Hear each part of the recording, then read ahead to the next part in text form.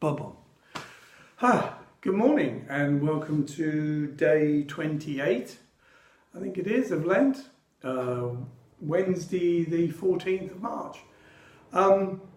I spoke yesterday morning about the Chancellor's spring statement announcement, and the headlines are that he's going to look for evidence. There's a call for evidence to tackle need to reduce plastic waste. So admitting there's a problem with plastic waste, but calling for evidence, looking at alternative materials and how the tax system can drive technological and behavioural change. i.e., we put 5p on a plastic carrier bag, it's done what, 80% reduction in plastic bags. So that'll be things like tax on coffee cups and so on. So welcome but slow, of course. But government never moves fast, does it?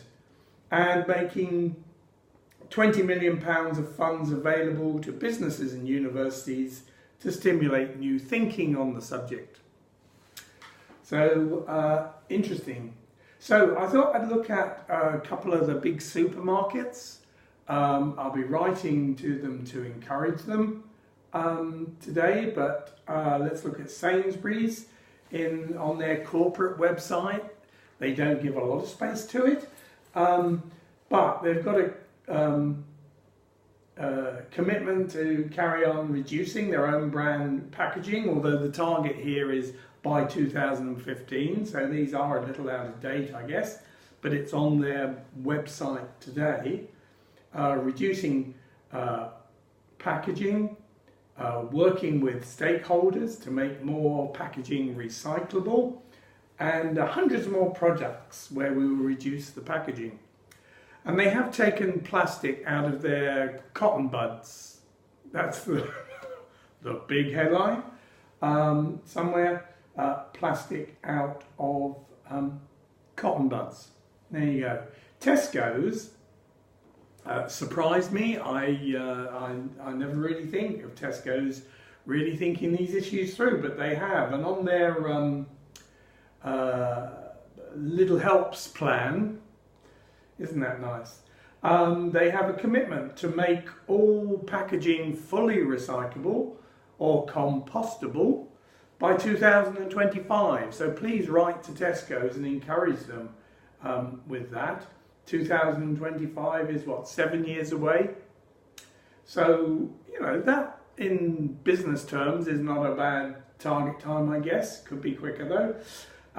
Ensuring that all paper and board used will be 100% sustainable by 2025, and having packaging weight by 2025, halving packaging weight compared with 2007. But they are looking for partnership with government, so maybe some of that 20 million he announced yesterday in the spring statement could be helpful to Tesco's.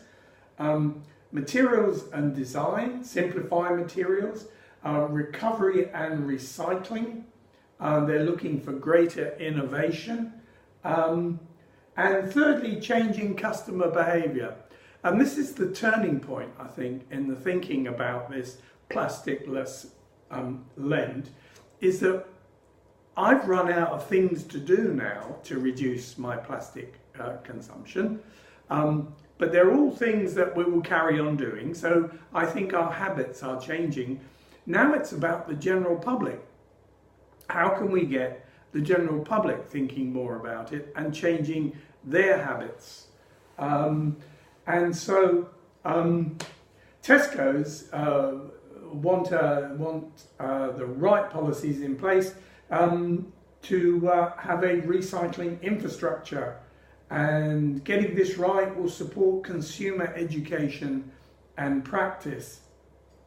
They say helping individuals to make the right choices can start with simple, clear and consistent information on packaging supported by other media.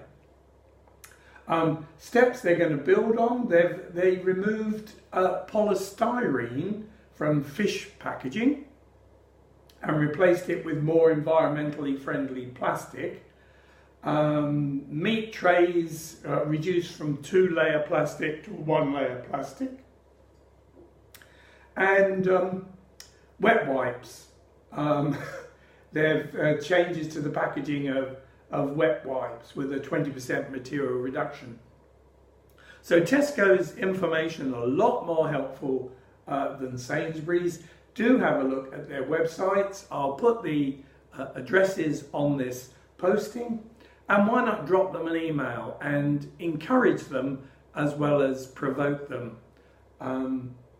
So that's something I'm going to do today. I invite you to do the same. Okay, sorry, that's been rather long, isn't it? But if we can get Sainsbury's and Tesco's moving even more, then that makes a big difference in terms of the general public. Okay, thank you very much. See you tomorrow.